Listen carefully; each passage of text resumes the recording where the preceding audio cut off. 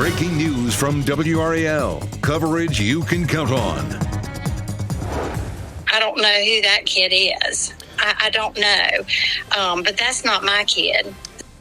The mother of the man charged with a dozen shootings in West Raleigh talks about the son in an interview you will hear only on WRAL.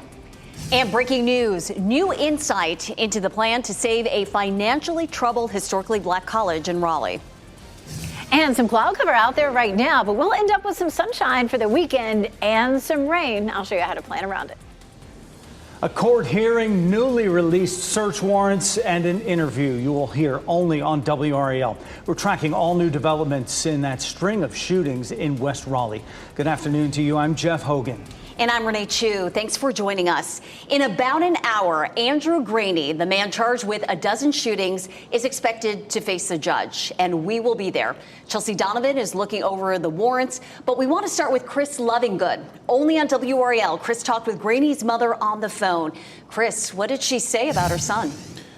Well, Renee and Jeff, when we have stories like this, right, where someone's accused of crimes, especially crimes as serious as shooting into cars and buildings, it is so important that we hear from those who know the suspects best. And after talking to Andrew Graney's mother, she made it clear the man we're describing is not the son she recognizes.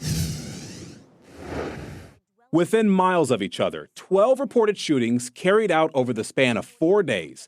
And Andrew Graney is the 23-year-old NC State student arrested in these cases. Oh, my goodness. Lord have mercy. There's his wild hair. He was so clean cut. That is the voice of Trecca Graney, Andrew's mother. She didn't know about the shootings, the police search, her son's arrest, any of it, until I told her. And even then, she didn't believe it at first. It is totally out of character. That's why I didn't look anything up. Because I just thought it must be a spam text that I received from you. The Andrew Graney she says she knows is a straight-A student, an Eagle Scout, a friendly man who didn't interact with guns. My kids were never allowed to play with guns, not water guns, stick guns, anything dealing with a gun. It was absolutely not allowed. We talked about the changes her son faced. 11 counts of discharging a weapon into an occupied vehicle or dwelling, and 1 count of assault, but still, she could not believe it. It just makes me fall on my knees and cry. This is not my son. Somebody has influenced this child. Police have not said if anyone else was involved with Andrew Graney and those reported crimes. And Trecca Graney says the last time she saw her son was over the summer, volunteering with Open Door Ministries. She doesn't live in Wake County where her son is jailed, but she hopes that she can see her son after his first court appearance this afternoon.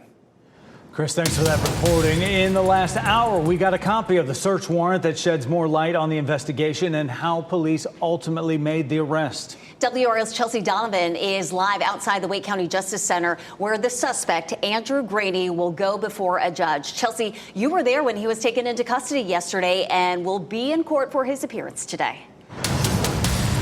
Yeah, absolutely. This will happen in about 90 minutes. He'll go before a judge for these 12 different shootings that he is charged with, spanning over the course of 4 days. But we actually just got our hands on a search warrant that Raleigh police took out when they went to search his home on Kentford Court yesterday. And what I can tell you is we are learning that his car that he was driving in the series of these shootings was a 4-door Hyundai sedan. We also are now learning that cell phone data was used to track him around and to that location on Kentford. And how about this? There was a series of shell casings that Raleigh police confiscated from each of these crime scenes, 45 caliber shell casings, and that actually matches a gun that was found inside of his home yesterday. Now, let's show you some of the items, the other items that they confiscated from his house. You can see here they confiscated a digital camera, a laptop, a handgun, as I mentioned, a magazine case, live ammunition, and shell casings as well. Now, this is video of Andrew Graney being processed very early this morning at the magistrate's office. He faces a slew of felonies, 1 count of assault with a deadly weapon with intent to kill, 11 counts of discharging a weapon to an occupied house or car. We now know that Graney is an NC State senior majoring in anthropology, but the university did not know yesterday during the series of shootings near Centennial campus that was the case. They are now collaborating with Raleigh police on this investigation. Now, more than 24 police officers swarmed this neighborhood on Kentford Court in southwest Raleigh last night and took him into custody. Now, we should mention another man was also detained, but police released him and he was not charged. Now, I want to mention I just got off the phone with a defense attorney here, and he says that these are Class D felonies, at least the series of shootings. And given the fact that Graney has no prior criminal records, that doesn't matter. These charges are so serious that he will face mandatory prison time for these charges, and of course, assault with a deadly weapon with intent to kill. If convicted, we'll learn more about, the punishment for the crime, the charges, hopefully a little bit more of a motive coming up in his court appearance later this afternoon. We're live in downtown Raleigh. Chelsea Donovan, WRAL News. Our coverage of this developing story doesn't end here. Our team is working tirelessly to uncover new information in this. Go to WRAL.com to learn more about Andrew Graney and an update on his court appearance as well as a timeline of the shootings. Breaking news this noon, we now have learned the terms of the loan that is helping St. Augustine's University keep its doors open. WRAL obtained that loan document the university signed. It details how that money will be used, how much interest the school will pay, and what's at stake if they default on the loan. WRAL's Destiny Patterson is live on campus to break down the terms. Destiny. Well, we first told you about the $7 million loan in order for the school to open its doors for the semester over the summer. And now we have the letter of intent that allowed them to get that money right away. It was dated May 7th. And then that gave them the possibility of gaining tens of millions more. So let me break down how this money was meant to be used. The biggest chunk of money, $3 million, went to past due and future payroll taxes.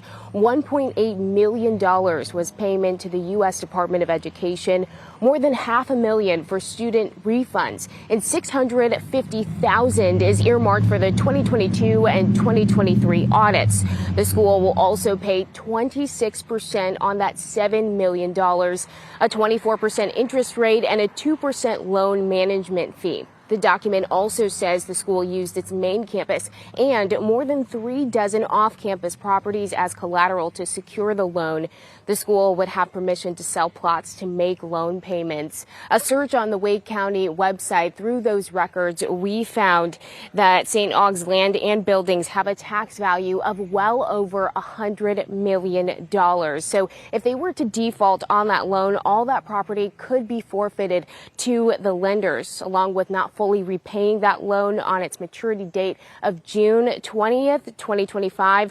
One covenant of the agreement is making sure that St. Aug keeps and is able to keep its accreditation. And of course, that's a large piece of the story that we've continued to follow, and we're expecting to get an update on that in next month. Destiny Patterson, WRAL News in Raleigh. Our afternoon high could tie a record today, but for those of us waiting for it to feel like fall again, well, that fall feel will come this weekend. Elizabeth Gardner is in the WRAL Severe Weather Center with a look at the changes on the way. We're going to start off with a look at downtown Raleigh, and we're looking across past the Legislative Building. There are a few breaks in the clouds here. There's a lot of gray in the sky, but some sunshine is likely to start breaking through in the next hour to 2 hours, just depending on where you are. Some parts of the viewing area are already seeing some sunshine. It is 73 degrees right now, but as the clouds begin to break up this afternoon, we're going to warm up our temperatures pretty quickly. Most likely by mid-afternoon, we'll hit 80 degrees. And if we do, we'll end up tying the record for today. Right now, it is 77 in Fayetteville and Clinton, where we're seeing some sunshine right now. 72 in Rocky Mount and in Roxborough, 72 in Southern Pines, where it's a little cloudier currently. We're looking at 80 for the high in Raleigh, 79 in Durham, and 83 in Fayetteville. And again, that 80 would tie the record high, which was set back in 1986. In Fayetteville, if we hit 83, that'll be just 1 degree from the record there. It is likely to be cooler for the weekend. High today of around 80, but 68 on Saturday and 70 on Sunday. One Then we're going to see a cold front coming through late today. That's going to switch our wind to bring the cooler temperatures. But a second front will bring some rain for the second half of the day on Sunday and into Monday for Veterans Day. I'll show you the timeline and how much we could see coming up. Elizabeth, thanks. The last day for the best week for the Dow Jones Industrial Average of the year is still growing, up 233 points. S&P 500 also in the green, but the NASDAQ retracting a bit, down 4 points at this hour.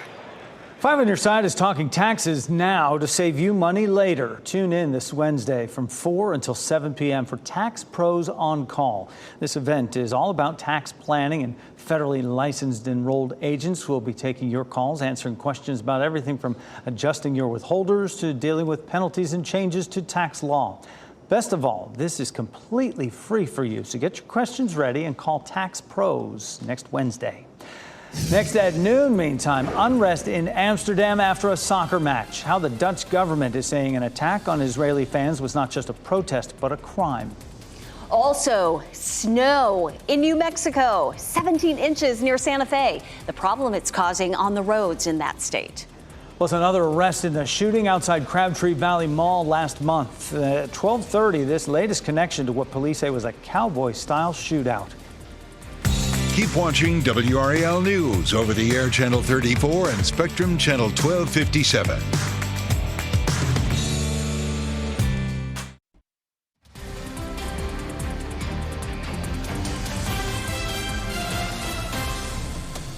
Well, it is a pretty afternoon in Lewisburg. Look at the sunshine and the blue skies there, and we could hit 80 degrees today. You're looking live at Lewisburg and watching WRAL News, available on Spectrum and the WRAL app on your TV or streaming device.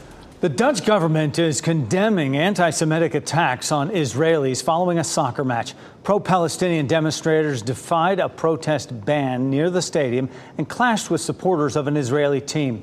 The mayor says what happened last night was not a protest, it was a crime. NBC's Raf Sanchez has the latest from Tel Aviv. The Israeli government getting ready to evacuate stranded Israelis after what it's calling a widespread anti-Semitic attack in a major European capital. Israeli soccer fans chased and assaulted in the streets of Amsterdam by a pro-Palestinian crowd. That's according to Dutch authorities. One witness telling us the attackers threw flash bombs and actually pushed people into the canals. Now, there was tension on the streets around the time that the violence erupted. Some of those Israeli soccer fans chanting "Death to Arabs," others ripping down Palestinian flags. More than 60 people have been arrested, according to Dutch police, and the Dutch government is taking this extremely seriously. The King of the Netherlands spoke to the President of Israel earlier today. He told him, "We failed the Jewish community of the Netherlands during World War II, and last night we failed again." Raf Sanchez, NBC News, Tel Aviv. The CEO of Boeing says employees furloughed during the strike will be repaid for lost wages. But the company will proceed with plans to cut about 10% of its global workforce. Boeing furloughed thousands of salaried employees on a rolling basis after the strike started in September. Boeing halted production of most of its passenger planes and canceled unpaid leave after announcing the job cuts.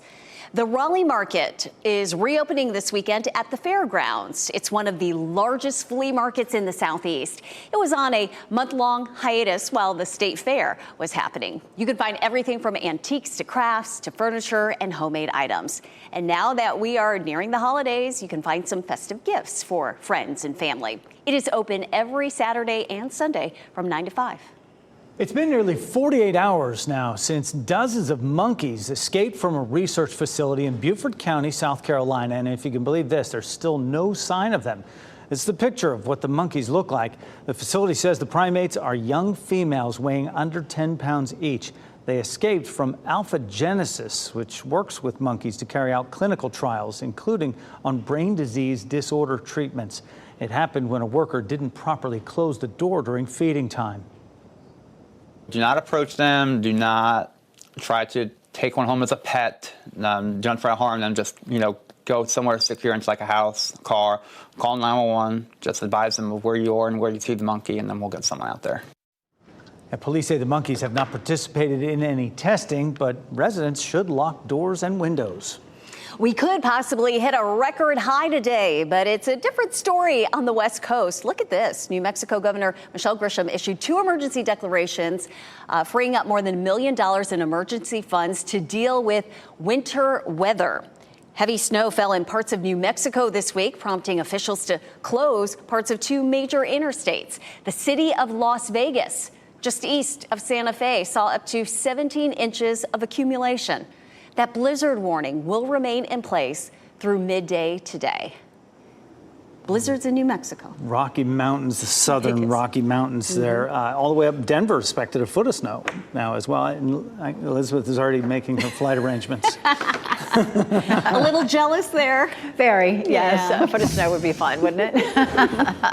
Yes, they typically have big snows there before Halloween, and so it may seem strange to us, certainly, especially with our temperatures around 80 degrees, but that's pretty normal for folks there. We take a look at Apex, and the sun is trying to come out in places. The clouds are beginning to thin in some places, but in Apex, we're still pretty cloudy right now as we take a look down Salem Street. We check out the temperature, 73 degrees, and again, we're headed toward 80 degrees.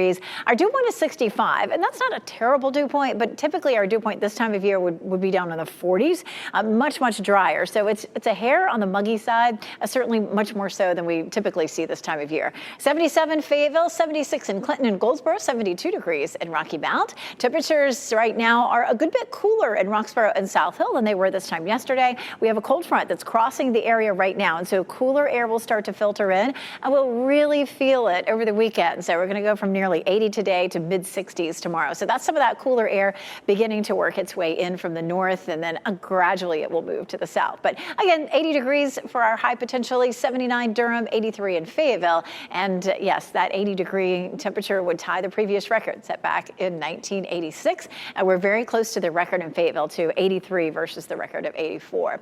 Weather Watch are looking beautiful. The warm temperatures. Are you thinking about heading to the beach? Don't forget, it will be colder at the beach this weekend as well. Highs there will be in the 60s, too. But this is a gorgeous shot of Buxton. You can see Gary Holtzman sent us that. So pretty, fishermen out there. This is a time of year a lot of fishermen like to head out to the Outer Banks and our coast.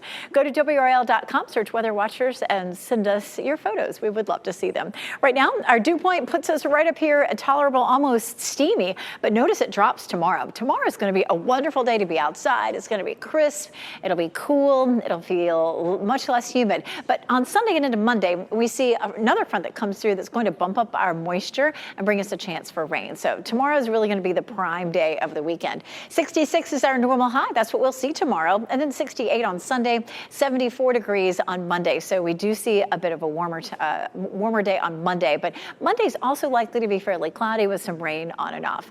This evening should be real nice. We're looking at partly cloudy skies. Temperatures dropping into the 60s during our Football Friday games. Dew plays at NC State at 3:30 for tomorrow. Temperatures will be in the mid-60s. Should be really nice for tailgating or doing anything you like to do outside tomorrow.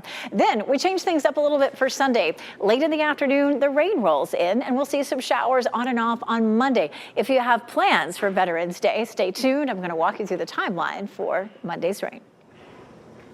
There's still a lot of unanswered questions in the investigation into the string of shootings in Raleigh. Today on WRAL News at 4, we will hear from a former FBI criminal profiler who explains what investigators are doing now to find a motive in the case.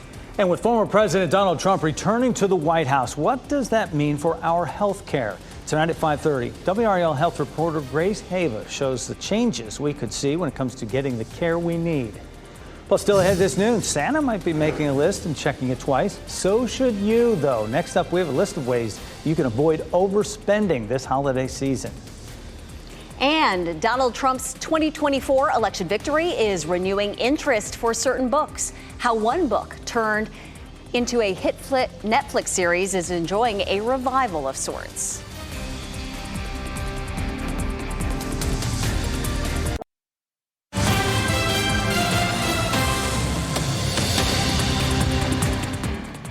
happening right now in the WRAL Live Center. Nominations for the 67th Annual Grammy Awards were just announced, and Beyoncé is making history today. She got 11 nominations, making her the most nominated artist in Grammy history with 99 overall. She was tied with her husband Jay-Z for 88, but she got 11 more, now at 99. Taylor Swift also got a lot of nominations. There's no surprise there. She received another Album of the Year nod. Other artists who have been vying for Album of the Year: Chappell Roan, Sabrina Carpenter.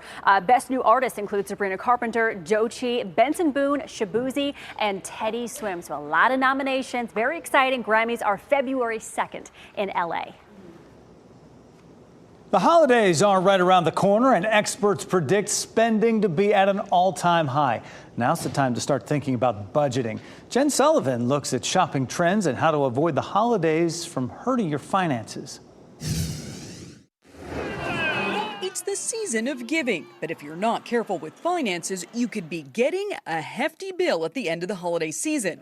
Experts say shopping as early as now can help you budget. We have seen a trend over the last couple of years of consumers starting their shopping a little earlier for the winter holidays. Catherine Cullen with the National Retail Federation says holiday spending this year is expected to hit an all-time high, with shoppers spending an average of $902 per person, about $641 going towards gifts, and the rest towards food, cards, and decor. There is some good news for shoppers this year. We do know that in many ways inflation has gotten better than it was last year, particularly when it comes to goods, which is great news for consumers. A recent survey by NerdWallet found 28% of shoppers who used credit cards to buy gifts last year are still paying off that debt. So, how can you make sure you don't overspend? The best thing to do is to really make a plan before you start spending. Ideally, we want to use our savings and not debt to fund those purchases. NerdWallet personal finance expert Kimberly Palmer also recommends these tips. Make a list and figure out exactly how much you want to spend. Start shopping early. Talk to family and friends about expectations and possibly scaling back. And sign up for price drop alerts. Using some kind of browser add-on like Honey or the Camelizer browser extension just to track those prices can just help make sure that you're getting the best deal possible. For Consumer Watch, I'm Jen Sullivan. Target isn't waiting until Black Friday. It's offering a number of holiday deals now through December to give customers the biggest bang for their buck. Deal of the Day specials started last Friday, will last each day through Christmas Eve for Target Circle members. Target will also host a new 3-day early Black Friday sale, which will run until tomorrow with thousands of items up to 50% off. Target's weekly deals have also returned, and those will run through the holidays. The suspect charged in a dozen shootings across West Raleigh is getting ready to go before a judge. Still to come this noon, the two pieces of evidence that led police to his arrest. Plus, too much caffeine is sending more and more kids to the ER. What doctors want parents to know about the growing trend so that you can avoid a trip to the hospital. First, here's a look at the winning lottery numbers.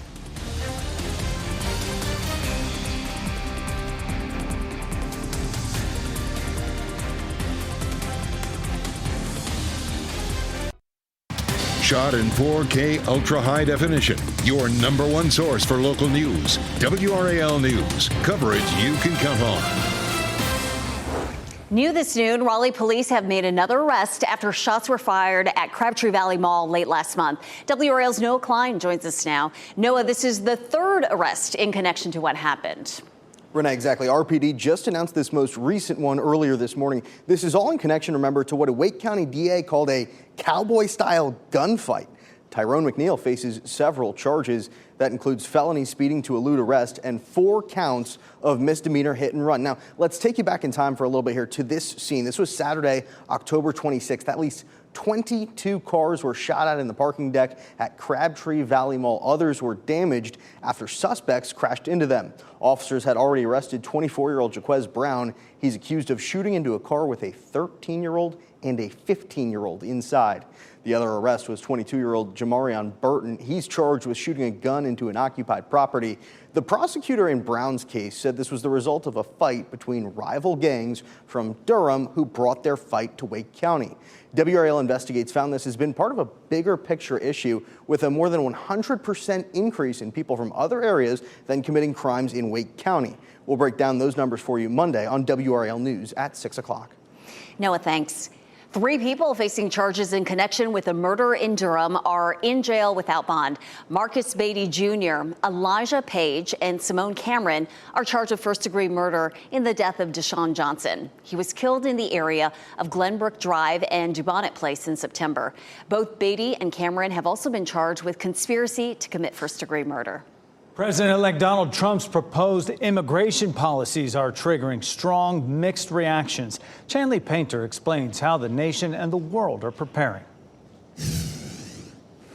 President-elect Donald Trump has made it clear that one of his first priorities upon taking office in January will be to secure the U.S.-Mexico border, vowing mass deportations of migrants in the country illegally. On day one, I will launch the largest deportation program of criminals in American history. While the economy was top of mind for voters this election, immigration wasn't far behind. I was a lifetime Democrat, but I voted Republican. Jorge Bazan lives in Starr County, Texas, the most Hispanic county in the nation, according to U.S. Census data.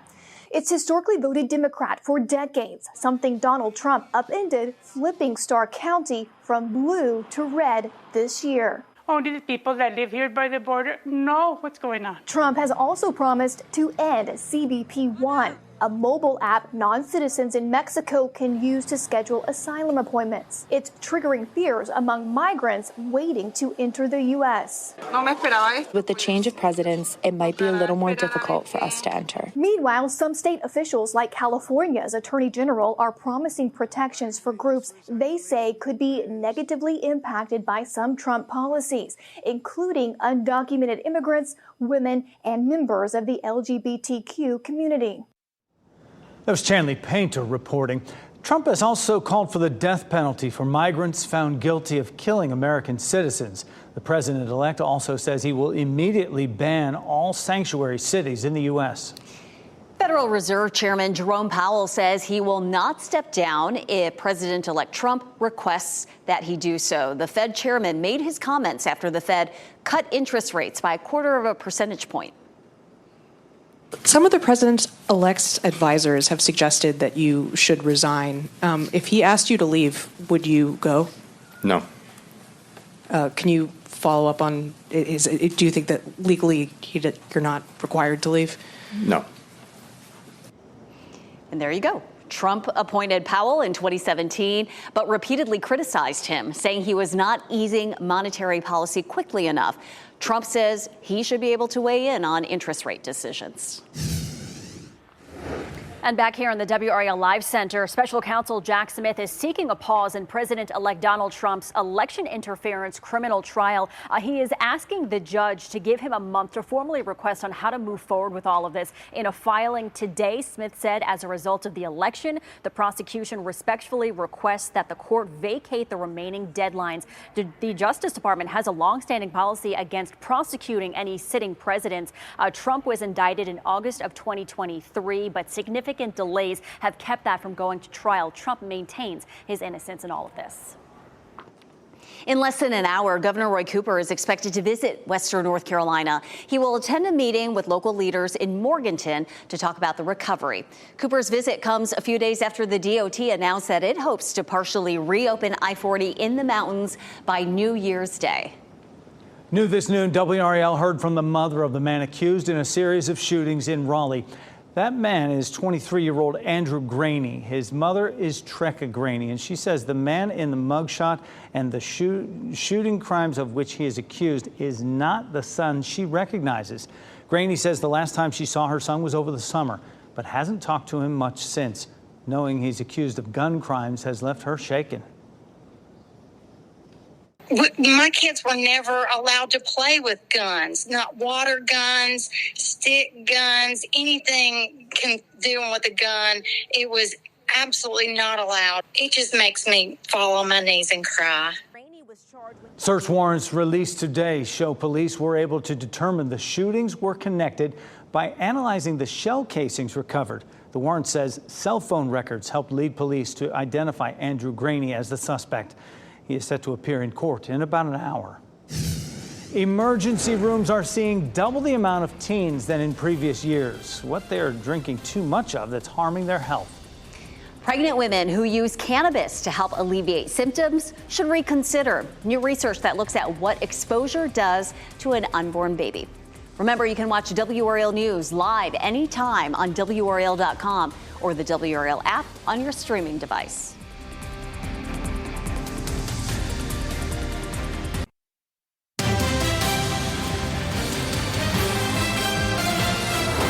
A new public awareness campaign from Wake County is addressing the importance of separating firearms from people in a mental health crisis. I had my mind made up. I was on my way. The second I pulled the trigger, I knew I messed up. Most people don't get a second chance. If you're in crisis, lock your guns away and seek help. Don't let a moment of despair define your life. Campaign emphasizes the importance of locking firearms to prevent impulsive actions, calling someone if you're struggling, and living to make it through the moment of crisis. The campaign is a collaboration between numerous organizations, including Wake Veteran Services and Stop Soldier Suicide. If you use the state health plan you want to watch your mailbox, you will receive new member ID cards with the shift to Aetna now. They are going to be in the mail by November 22nd. This is the first time in 4 decades the state health plan has changed companies. That change and your new cards take effect January 1st. Parents familiar with daycare remember sending your baby for the first time can be overwhelming, and many struggle with anxiety and guilt. Fortunately, there are some easy ways to make the transition smoother for you and your little one if you're at that stage. First, ask around with other parents and community members about which daycare would be a good fit. After you've identified a few options, take the time to pay them an in-person visit. And that way you can be sure your child center will prioritize safety during sleep and play. Finally, daycares are often noisier than many homes, so prepare your little one for noise and new sleeping arrangements. Childcare experts recommend acclimating babies to sleeping with the sound of quiet voices all around them, or for toddlers to use a cot at home to get them used to sleeping on an unfamiliar sleep surface. Something else to keep in mind, it's common for children to experience a spike in illness after starting daycare. Discuss this transition with your pediatrician and be vigilant about hand washing and vaccinations. Some health caregivers and parents are sounding the alarm about rising caffeine levels in some energy drinks. How much is too much? Days after Donald Trump won the presidential election, books like 1984 and Fahrenheit 451 are flying off shelves. The Handmaid's Tale also hit the top of Amazon's best-selling book list. In just one day, Margaret Atwood's novel skyrocketed to 3rd place from its previous ranking at 209. The book is set in a patriarchal totalitarian state which has overthrown the United States government and requires women to give birth for infertile wives of leaders. As laws around cannabis are loosening in some states, researchers are renewing a warning about use during pregnancy. Mandy Gaither shares the results of a new study and the risks facing pregnant women who use cannabis. It's a drug that continues to be prevalent. In the U.S., at least 24 states have legalized recreational cannabis, but the concern for this drug still looms. I think sometimes people think that because cannabis comes from a plant, that must be safe. And that just really isn't the case at all. Sarah Kime with Nationwide Children's Hospital is lead author of a study on the effects of cannabis exposure in pregnancy. Of the children studied who had prenatal exposure to the drug, researchers found many had both cognitive and behavioral impacts. On average, had more difficulty controlling their impulses and paying attention. They had poor planning ability and also had a higher likelihood of exhibiting more aggressive behavior than the children who were not exposed to cannabis prenatally. Keim says a growing number of people are turning to cannabis for issues like nausea, sleep problems, stress, and depression. Those issues are common in pregnancy, but she says using cannabis to relieve them poses risks to the person pregnant as well. I think it's important that patients know that there are better and safer alternatives to deal with those common problems than cannabis. That was Mandy Gaither reporting. According to the CDC, cannabis use also directly impacts areas of the brain and can affect memory, learning, attention, decision-making, coordination, emotion, and reaction time. Researchers are sounding the alarm about children and teens abusing caffeinated drinks. New research found a notable spike in caffeine-related visits to the ER among middle schoolers and teenagers. The rate of emergency room visits among those ages 11 to 35 nearly doubled in 6 years. Dietitians say the dangers lie in daily diets, whether that be soda, coffee, tea, or energy drinks. What has been recognized as safe for adolescents, kids 12 to 18, is only 100 milligrams of caffeine. So that's equivalent to about 1 cup of coffee. But when people are drinking sports drinks or caffeine-infused energy drinks, that number is really going to shoot up to unsafe levels. The FDA says 400 milligrams of caffeine a day is okay for healthy people, and that's about 4 to 5 cups of coffee. But too much caffeine all at once could lead to heart palpitations, anxiety, and high blood pressure. Make my heart beat just thinking about it. Yeah, for tweens and teens, really read those labels, right? Because there can be too much caffeine, even though as adults, we certainly rely on caffeine, especially the hours we work and get up, right? These hours, no doubt. Yeah. Elizabeth Gardner, all too familiar with that as well. But sneaking in a little caffeine now and again. Yeah. A little bit every now and then. not too much, though. An equivalent of about half a cup of coffee a day is where I am for most days. We take a look at North Hills and look at some sunshine starting to break through.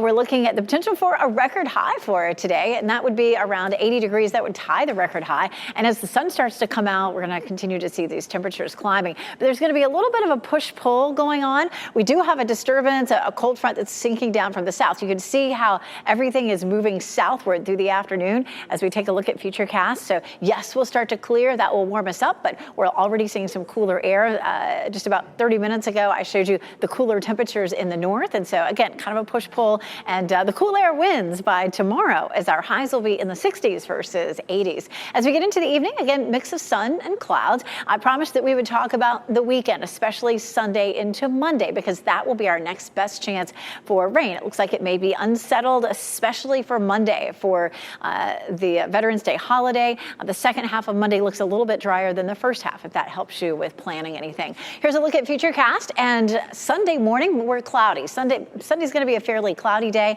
The rain holds off until the afternoon. Notice, well, I should have paused it there, but if we were to pause it at about 4 or 5 o'clock in the afternoon, we'd start to see some of that rain moving in. We're looking at rain overnight, Sunday night into Monday. There's Monday morning. Monday morning looks fairly wet. There's lunchtime. This is a newer run of the model, and some of that rain just kind of lingers. It does start to taper off somewhat in the afternoon, but I think we're not necessarily looking at a lot of rain on Monday, but it's just going to feel unsettled with some showers on and off through the day and potentially even into the evening, giving it a 60% chance. And so that's kind of a clue that we're not expecting it to rain all day, but it may be an all-day chance of rain. It just will be scattered, if that makes sense. Our percent of normal rainfall is only between 2 and say 13%. So we are way off in terms of how much rain we've needed this time by, for the last 30 days. So any amount of rain, definitely a good thing. Hurricane Rafael still moving west at 9 miles per hour with the winds at 110, still a very powerful storm. But as it moves west, it's Cat 2 right now, it's going to move into some weak steering currents and some upper level wind shear, which is going to start to tear the storm apart. And it just is going to kind of linger here in the Caribbean and eventually just taper off and dissipate. We're still watching another area near the Bahamas for the next 20 to 30% chance of development in the next 5 to 7 days. Temperatures will definitely feel cooler over the weekend. Saturday, definitely the prime day if you're going to be outside. Sunday, we may be dodging a shower late in the day. And then Monday looks like it could be wet on and off. After that, we're a little bit drier Tuesday and Wednesday and still cool. I know Elizabeth's on board with this. Everybody but Brian Schrader loves a snow day, even bears. After a break, a glimpse into bear behavior.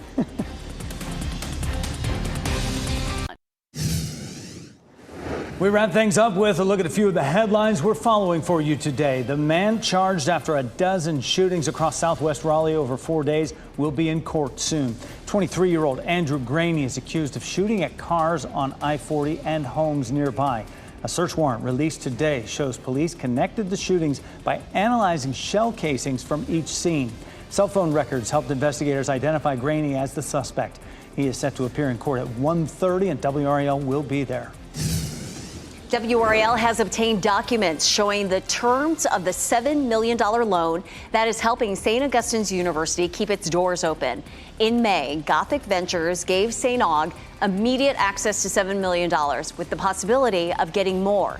The paperwork shows the school agreed to 26% interest and used main campus and multiple off-campus properties as collateral. If St. Aug defaults on the loan, all that property could be forfeited to the lenders. Hundreds of people answered the call to write a new American anthem, and today we're hearing from the winner. May we raise our own flag, let it fly. May we all unify and let them fly, let them fly. Beautiful. The first of its kind competition called Anthem to Us was launched in January to reflect America's diverse landscape. More than 100 people took part in this 3-part workshop series. We often think of bears hibernating in the winter months, but one grizzly is enjoying his snowy weather in Colorado. Digger the grizzly is soaking up all the winter fun he can handle. He's a 19-year-old captive bear, not bothered by the cold, just laying around in the snow there, catching flakes on his tongue. Contrary to popular belief, grizzlies in the wild don't hibernate. Who knew? Zoo officials say their fluffy coats and extra weight gained before winter help them stay warm. That's in addition to having access to dens and dry, comfy beds. Our pet of the day comes to us today from the SPCA of Wake County. Barney is a 1-year-old neutered male cat looking for a new home after his previous owner sadly had to surrender him. He loves to cuddle and will sleep in the bed with you and lull you to sleep with his deep purring. Barney is good with kids. He's a curious soul who loves to explore. And for more information, you can go to spcawake.org. Still a lot of unanswered questions in the investigation into the string of shootings in Raleigh. Today on WRAL News at 4, we'll hear from a former FBI criminal profiler who explains what investigators are doing now to find a motive in this case. NBC News Daily is next on WRAL, your next local news update in 30 minutes. You can get breaking news updates anytime on our WRAL News app. Have a safe weekend. Keep watching WRAL News over the air Channel 34 and Spectrum Channel 1257.